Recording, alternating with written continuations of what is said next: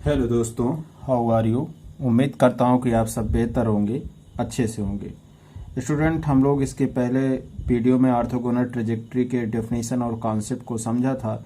आज इसके working procedure और इस पर बेस्ड कुछ क्वेश्चंस करते हैं। तो स्टार्ट करते हैं। वर्किंग प्रोसीजर में पहला जो स्टेप होने वाला है वो क्या करेंगे, लिखेंगे डिफ्रेंशिएट द, जो पहला प्रोसीजर है उसको लिखेंगे differentiate the given equation of the family of curve। ये पहला वर्किंग प्रोसीजर है। दूसरा मेथड ये है कि अब अगर ये पहला प्रोसीजर हो जाता है तो क्या करेंगे, एलिमिनेट करेंगे। क्या एलिमिनेट करेंगे, लिखेंगे एलिमिनेटिंग द पैरामीटर्स, जो भी इक्वेशन हो पैरामीटर के, eliminating the parameter between the given equation and family of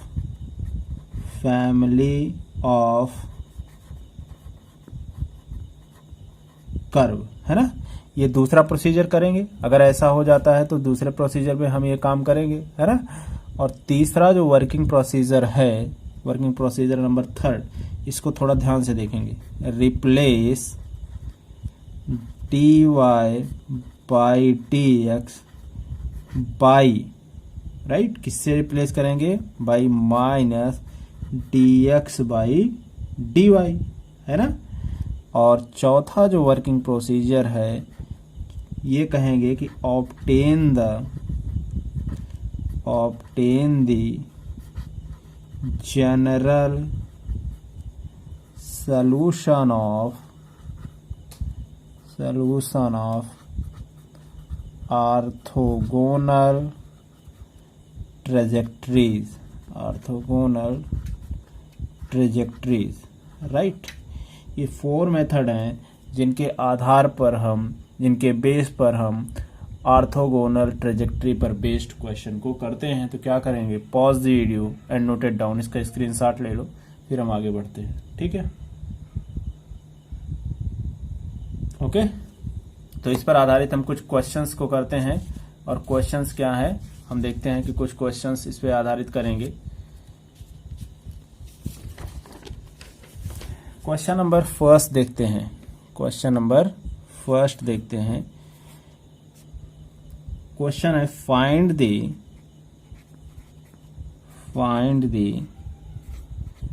orthogonal trajectories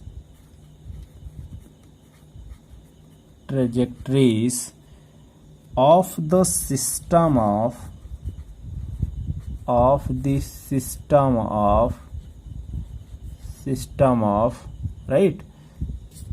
system of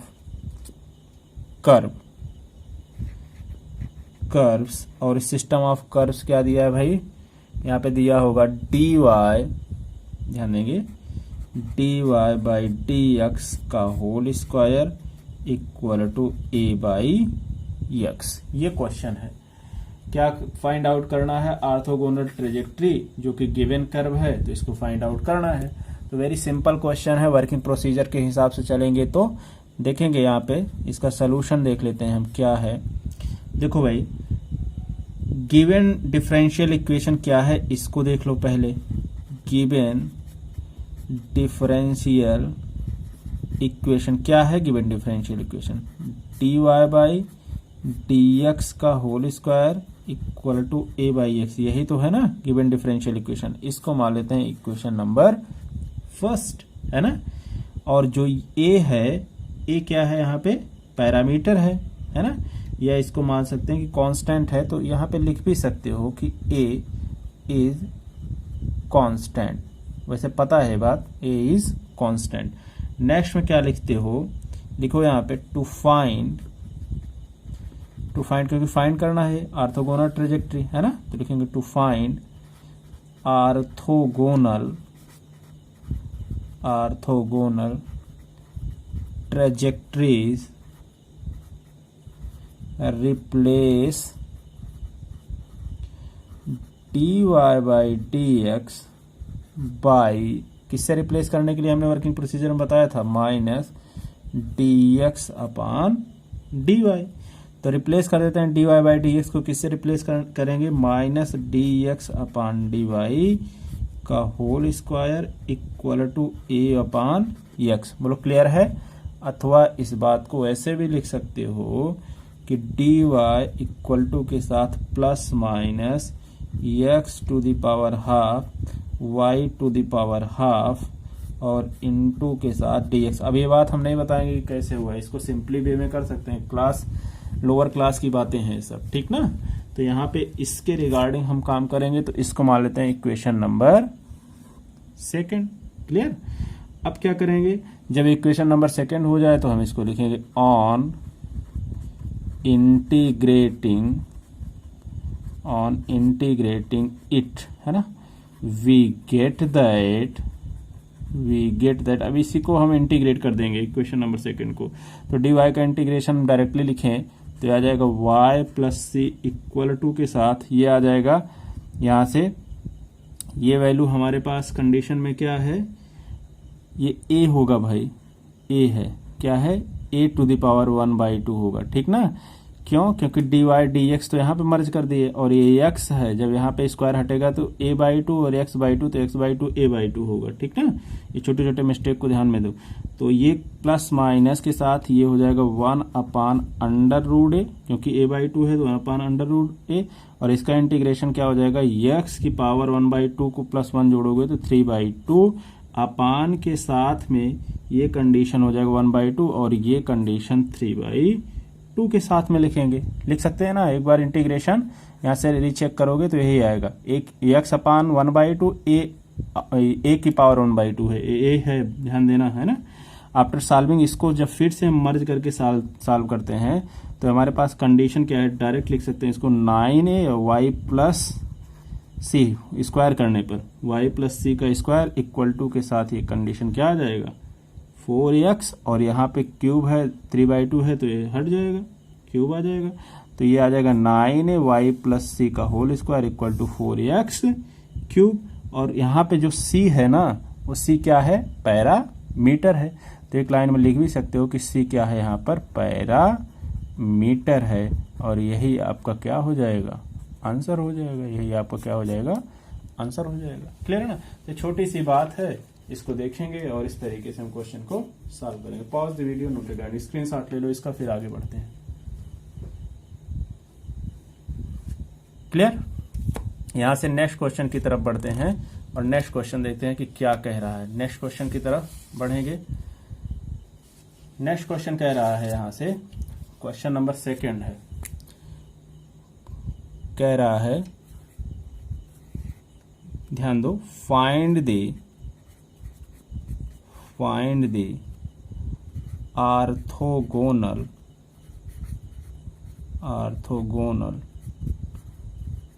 trajectories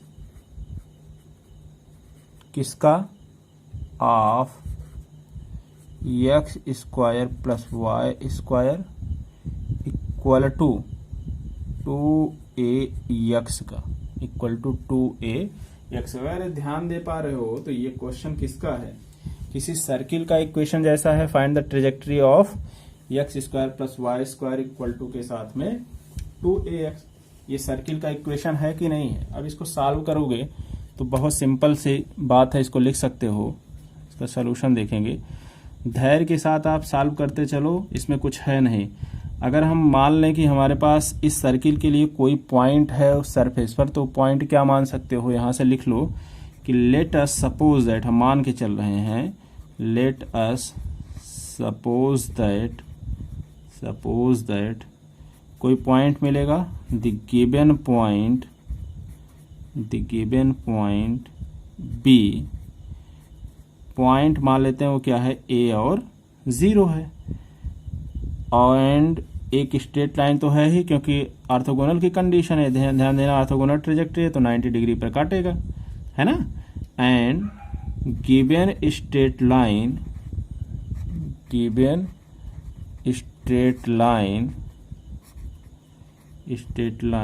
B किस पर होगा, बी दी वाई एक्सिस, ये श्योर है कि वाई एक्सिस पर होगा, है ना। तो इस तरीके से इक्वेशन ऑफ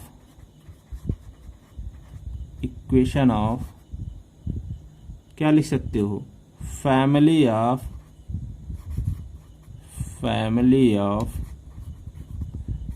द सर्किल, क्या हो जाएगा, equation of the family of the circle.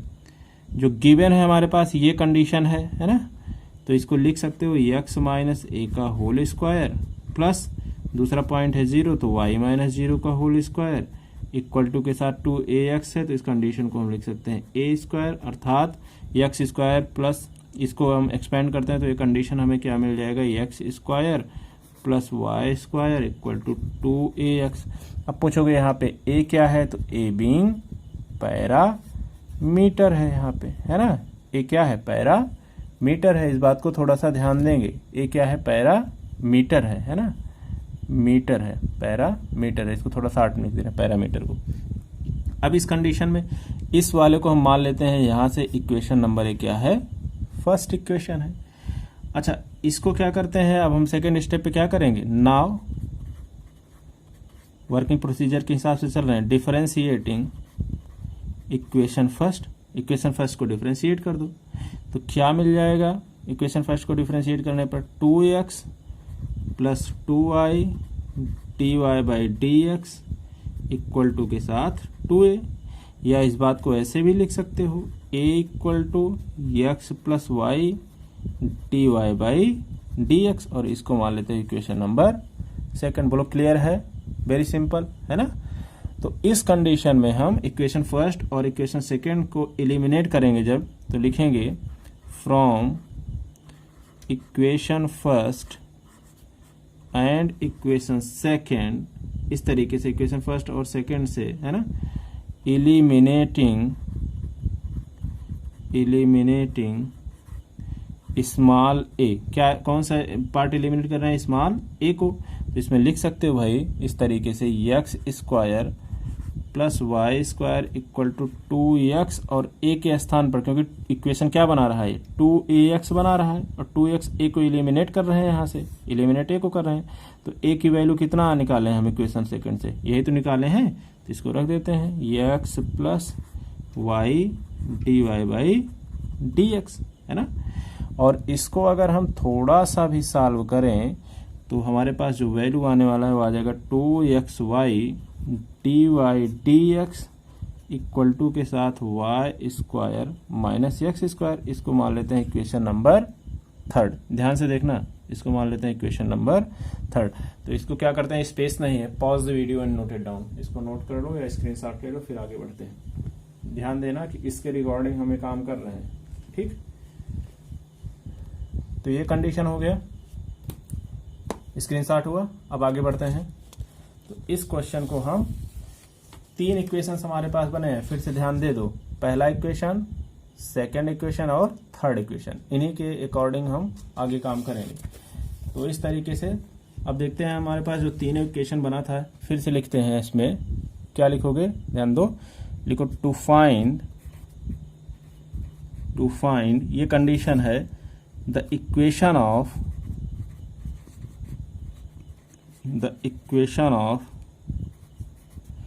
Orthogonal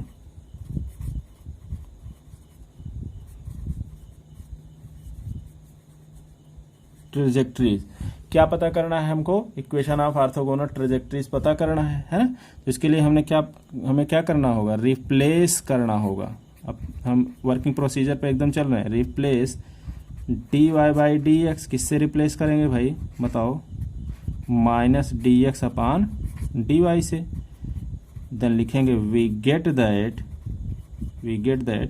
अब हम इसको रिप्लेस करेंगे, ठीक है। इक्वेशन नंबर थर्ड याद करो स्क्रीनशॉट से। तो इक्वेशन नंबर थर्ड क्या था, 2xy। ये देखो फिर से हम दिखा दे रहे हैं कि इक्वेशन नंबर थर्ड क्या था, यहाँ पे देख लो। इक्वेशन नंबर थर्ड यही था, equation number third 2xy dy by d x, और dy बाई डी एक्स के स्थान पर क्या रिप्लेस कर रहे हैं, minus D x upon D y. Equal to y square minus x square. तो रिप्लेस कर रहे हैं तो देखेंगे क्या आ जाएगा, यहाँ से आ जाएगा ये minus 2xy dx dy equal to के साथ y square minus x square, अथवा इस बात को ऐसे भी लिख सकते हो dy by d x equal to 2xy upon y square minus x square.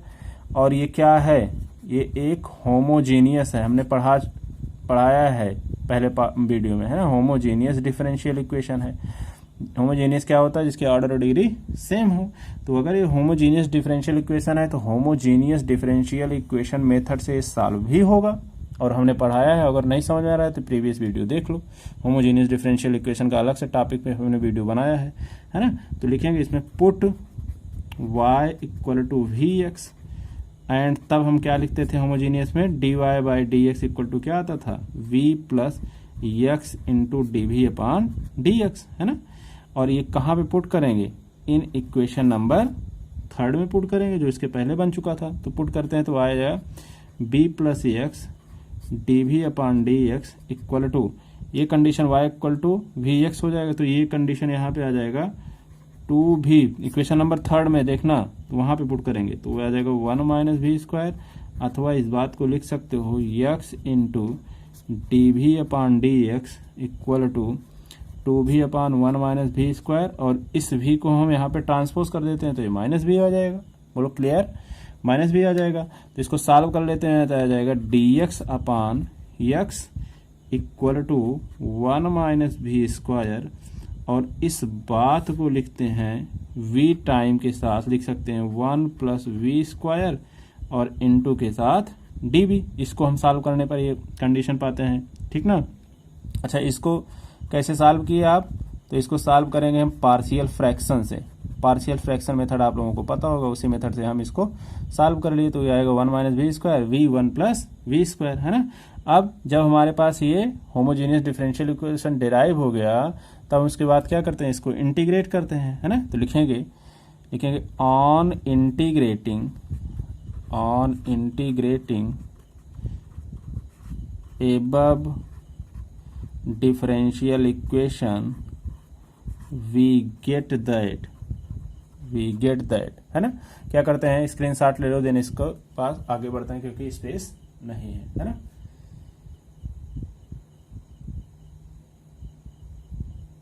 Okay, screenshot हो गया।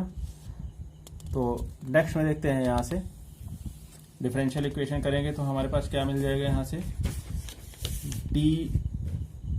x अपान एक्स था, dx अपान एक्स था। एक बार फिर से हम वो इक्वेशन रिपीट कर देते हैं। हमारे पास जो इक्वेशन आया था dx अपान एक्स, है ना, इक्वल टू के साथ ये आया था 1 माइनस वी स्क्वायर। इसके पहले वाला इक्वेशन था, स्क्रीनशॉट में जब देखोगे तो उसमें मिलेगा 1 प्लस वी स्क्वायर और इनटू के साथ माइनस के साथ dv था।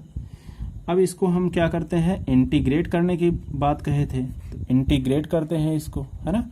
तो इंटीग्रेट जब करेंगे तो dx अपान एक्स क्या हो जाएगा भाई, log x हो जाएगा, सिंपल सी बात है। और ये कितना हो जाएगा, इसको तोड़ेंगे तो हमारे पास जो वैल्यू आएगा वो आ जाएगा log v minus log of 1 plus v square, partial fraction से तोड़ेंगे तो, है ना, प्लस log c। अब इसको सॉल्व करते हैं तो हमारे पास कितना आ जाएगा, x इक्वल टू, और ये कंडीशन यहाँ से आ जाएगा सी भी अपान 1 प्लस वी स्क्वायर, अथवा इस बात को क्रॉस मल्टीप्लाई कर देते हैं तो x into 1 plus v square equal to के साथ सी भी, है ना। अब यहाँ पे क्या करते हैं, इस वैल्यू को हम पुनः y equal to we x से मर्ज कर लेते हैं। तो x टाइम के साथ 1 प्लस और v की वैल्यू क्या हो जाएगी, y square upon x square, homogeneous differential equation property से, इक्वल टू c, और v की वैल्यू क्या हो जाएगी, y बाई एक्स। बोलो क्लियर है कि नहीं क्लियर है। अर्थात इस बात को क्या हम ऐसे नहीं लिख सकते कि x square plus y square equal to c y, है ना। और यही इसमें जो c है लिख सकते हो, c क्या है, पैरामीटर है, c पैरामीटर है। तो लिख दो विच इज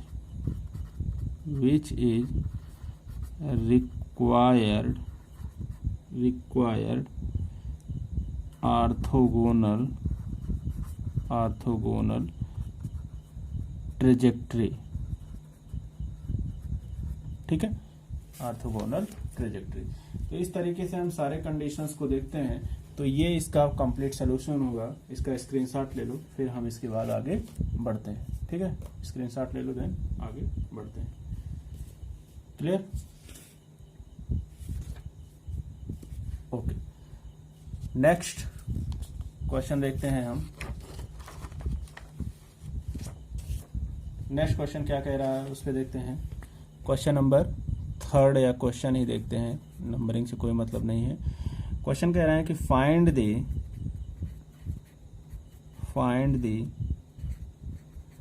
ऑर्थोगोनल, इसमें सब यही बात पता करना है, ट्रेजेक्ट्री,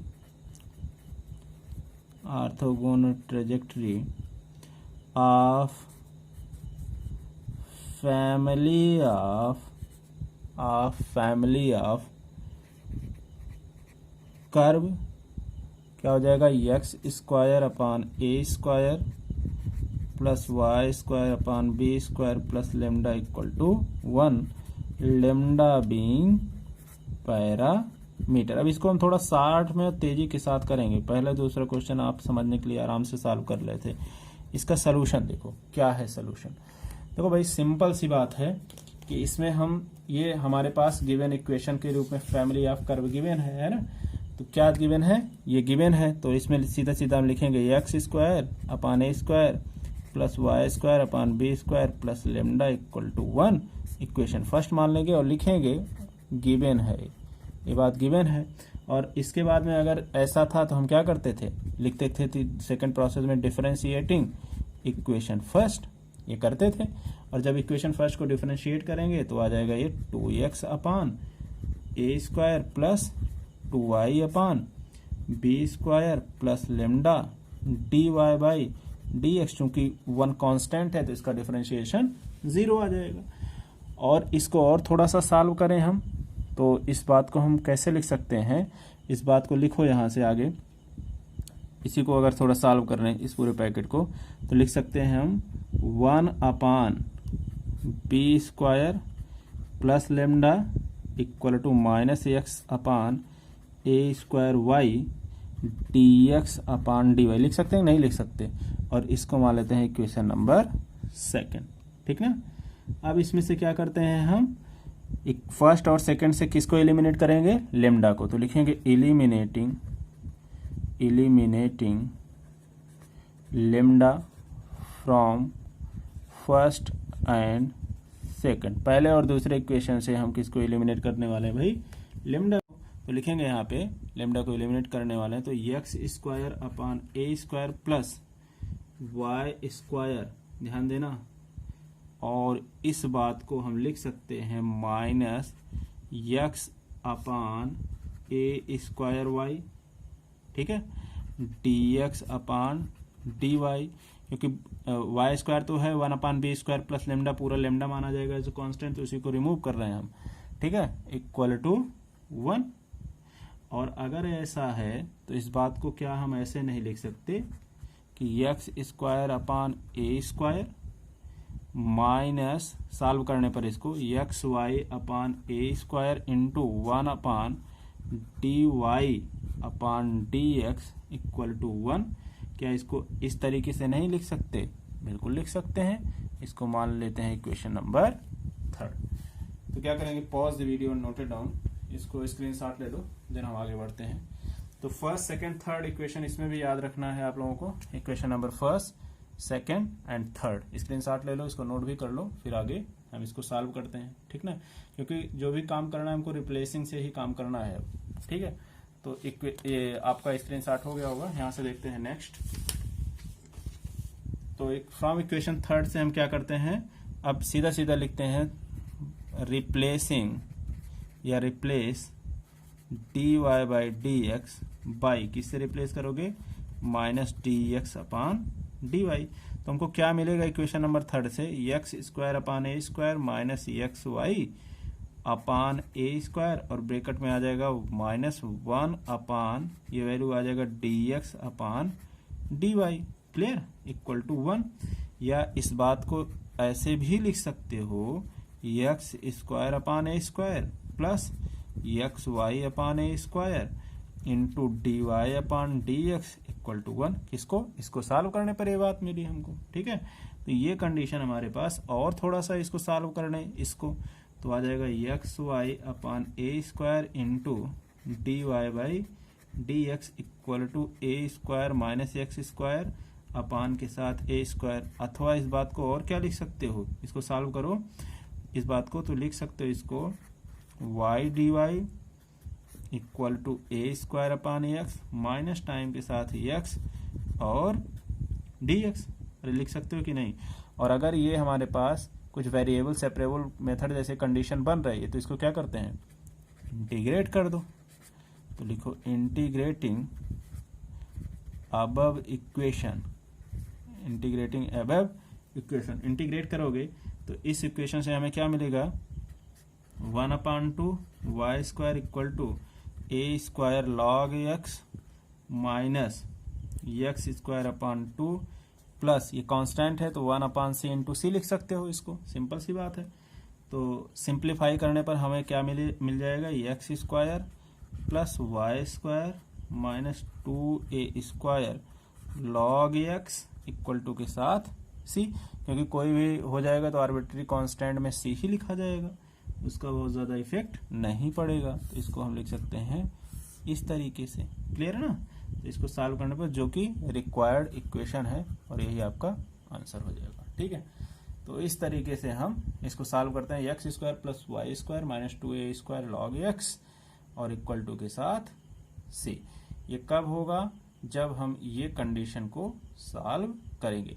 अब भाई देखो ये कंडीशन 2c का हो जाएगा, तो c into C that is arbitrary constant ही होगा, 2 से मल्टीप्लाई करेंगे तो 2 ही होगा, आर्बिट्ररी कांस्टेंट, तो यही आंसर हो जाएगा। ठीक ना?